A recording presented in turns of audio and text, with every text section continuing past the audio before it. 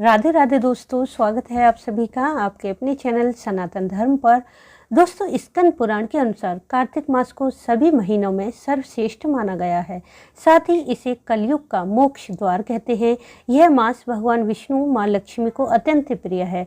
कार्तिक मास में भगवान विष्णु जल में निवास करते हैं, इसलिए कहीं भी जल गंगा जल के समान पवित्र माना जाता है। यही कारण है कि इस मास में पवित्र नदियों में स्नान करने से 1000 बार गंगा स्नान करने के बराबर फल की प्राप्ति होती है और दीपदान करने से अश्वमेध यज्ञ करने के बराबर फल मिलता है। इस मास में तुलसी पूजन करने से साधक को धर्म, अर्थ, काम, मोक्ष चारों पुरुषार्थ की प्राप्ति होती है। इसके साथ साथ धन, संतान, नौकरी, व्यापार, पद, प्रतिष्ठा, हर प्रकार की कामना पूर्ण होती है। इस प्रकार से कार्तिक मास बहुत ही पुण्यफल देने वाला मास है। तो जान लेते हैं इस वीडियो में कि साल 2024 में कार्तिक मास कब शुरू है, कब समाप्त है। इस मास में साधक को कौन से कार्य करने चाहिए जिनसे पुण्यफल मिलता है और कौन से कार्य बिल्कुल भी ना करें जिनसे पाप बढ़ता है। यदि आपने इस मास में स्नान, दीपदान का संकल्प किया है तो यह कार्य कैसे करने चाहिए, यह सभी जानकारी अत्यंत ही महत्वपूर्ण है। तो जानकारी पूरी जानने के लिए वीडियो को पूरा जरूर देखें। वीडियो अच्छा लगे तो इसे लाइक और शेयर करना न भूलें। यदि आप चैनल पर पहली बार आए हैं तो चैनल को सब्सक्राइब करके बेल बटन को प्रेस कर लें, जिससे नई वीडियो का नोटिफिकेशन सबसे पहले आपको मिल जाए। दोस्तों, कार्तिक मास साल का 8वां महीना होता है। पूरे वर्ष आप जितना स्नान, दान, जब व्रत करते हैं उनसे जिस पुण्यफल की प्राप्ति होती है वह पुण्यफल मात्र कार्तिक मास के 1 महीने श्री हरि के निमित्त स्नान दान से प्राप्त हो जाता है।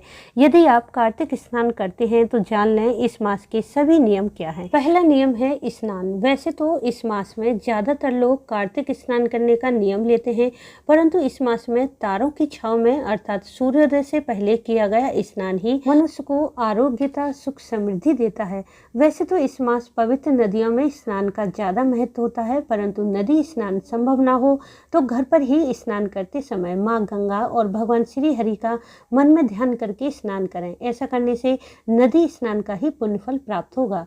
दूसरा नियम है दीपदान। कार्तिक मास में दीपदान करने से समस्त यज्ञों, तीर्थों के दर्शन के बराबर और तीर्थों में दान करने के बराबर पुण्यफल प्राप्त होता है। समस्त प्रकार के संकटों से मुक्ति के लिए नदी, सरोवर, तालाब में दीपदान कर सकते हैं। इसके अलावा किसी मंदिर में किसी देव वृक्ष जैसे पीपल, बरगद, बिल्व पत्र, आंवला, इन जगह पर दीपदान करने से सर्वतमुखी लक्ष्मी अर्थात साधक को चारों ओर से लक्ष्मी अर्थात धन की प्राप्ति होती है। भगवान श्री हरि का ध्यान करके दीपदान करते हैं तो राहु, केतु, शनि ग्रह के अशुभ प्रभाव नष्ट हो जाते हैं। अकाल मृत्यु का भय नहीं रहता, कर्जे से छुटकारा मिलता है और जीवन में दुर्भाग्य का अंधेरा मिट जाता है। यदि आप पूरे कार्तिक मास दीपदान नहीं कर पाते हैं तो कार्तिक मास के कुछ विशेष दिन दीपदान कर सकते हैं।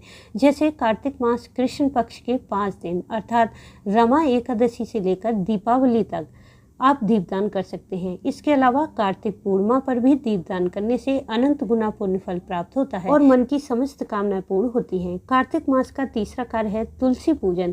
इस मास में तुलसी पूजन करने से अनंत गुना फल प्राप्त होता है। तुलसी साक्षात माँ लक्ष्मी का स्वरूप है।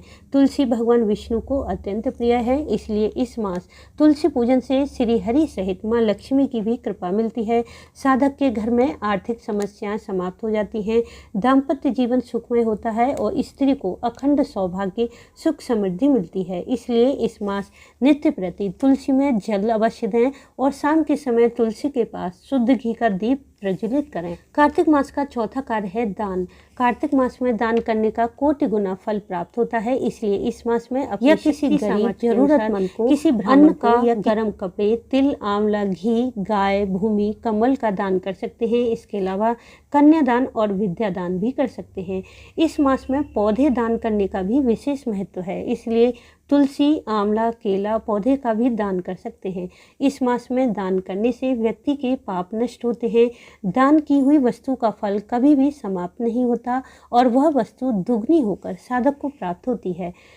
कार्तिक मास का 5वां कार्य है भूमि पर शयन। इस मास भूमि पर शयन करने से मन के विचार सात्विक होते हैं, मन में प्रभु के प्रति भक्ति भाव दृढ़ होता है। परंतु यदि आप जमीन पर सोने में असमर्थ हैं तो जमीन पर कोई कपड़ा बिछाकर लेट सकते हैं, या फिर यदि आप किसी बिस्तर पर सो रहे हैं तो देख लें कि वह साफ और शुद्ध होना चाहिए। इस मास आप जितना संभव हो श्री हरि माँ लक्ष्मी को प्रसन्न करने के लिए श्रीमद् भागवत गीता का पाठ कर सकते हैं। श्रीमद् भागवत गीता का पाठ करने से जो पुण्य फल मिलता है उसका वर्णन करना भी कठिन है। इसके अलावा आप विष्णु सहस्रनाम का पाठ कर सकते हैं, यह भी बहुत श्रेष्ठ है, या फिर कार्तिक महात्मन का पाठ करना भी बहुत श्रेष्ठ है। इसके अलावा यदि आपको समय मिलता है तो आप माँ लक्ष्मी के कनकधारा स्तोत्र श्री सूक्त का भी नित्य प्रति एक समय पाठ कर सकते हैं। इससे घर की दुख दरिद्रता शीघ्र ही समाप्त हो जाएगी और घर की आर्थिक स्थिति अच्छी हो जाएगी। कार्तिक मास में व्यक्ति को कुछ कार्य बिल्कुल भी नहीं करने चाहिए। इन्हें यदि आप करते हैं तो आप पाप के भागीदार बनते हैं। स्कंद पुराण में वर्णन है कि कार्तिक मास के समान कोई मास नहीं है। यह मास अत्यंत ही दिव्य और पुण्य फल देने वाला महीना है। इसलिए भले ही इस महीने आप किसी कारणवश स्नान दान नहीं कर पाते हैं तो कोई भी बात नहीं, परंतु इस मास यह कार्य बिल्कुल भी ना करें। इन्हें करने से आप पाप के भागीदार होते हैं। यदि आप कार्तिक स्नान का संकल्प कर रहे हैं तो इस मास में भोजन में चावल, उड़द, मूंग, मसूर की दाल, मांस, मदिरा, प्याज, लहसुन, चना, मटर, राई, बैगन, गाजर, करेला, लौकी इत्यादि जिसमें बहुत अधिक बीज हों वह भोजन ना करें। इसके अलावा बासी अन्न भी ना खाएं। इस मास में ब्रह्मचर्य का पूर्ण रूप से पालन करें। पूरे महीने शरीर पर तेल न लगाएं। इस मास केवल एक दिन नरक चतुर्दशी पर ही तेल लगा सकते हैं। कार्तिक स्नान करने वाले को इस मास में भंडारे का भोजन, सूतक या श्राद्ध का अन्न भी, किसी दूसरे के घर का अन्न भी नहीं खाना चाहिए। व्रती को चाहिए कि वह इस मास में केवल एक समय भोजन करे और भोजन में आप काला नमक, गेहूं के आटे का हलवा, दूध, सूखे मेवे, गुड़, शकरकंद, मूली इत्यादि भोजन में खा सकते हैं और तुलसी के पत्ते पानी के साथ निगल लें। इससे रोगों से लड़ने की क्षमता बढ़ती है। आप इस मास कार्तिक स्नान करते हैं तब भी और कार्तिक स्नान नहीं भी करते उन साधकों को भी इन नियमों का पालन अवश्य करना चाहिए। इससे उन्हें भी कार्तिक स्नान का फल प्राप्त होगा। इस मास में झूठ ना बोलें, किसी की निंदा न करें, क्रोध अहंकार से दूर रहें, कम बोलें और यदि संभव हो तो पूरे मास ब्रह्मचर्य का पालन अवश्य करें।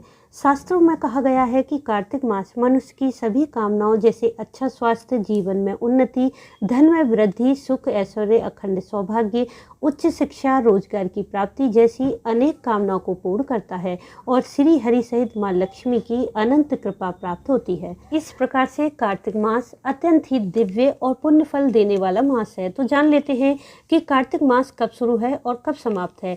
इस साल 2024 में कार्तिक मास 18 अक्टूबर दिन शुक्रवार को शुरू है और समाप्त है 15 नवंबर दिन शुक्रवार को। तो दोस्तों उम्मीद है इस वीडियो से आपको लाभ अवश्य मिलेगा। वीडियो अच्छा लगा हो तो इसे लाइक, शेयर, सब्सक्राइब करना ना भूलें। वीडियो अंत तक देखने के लिए आपका धन्यवाद। राधे राधे।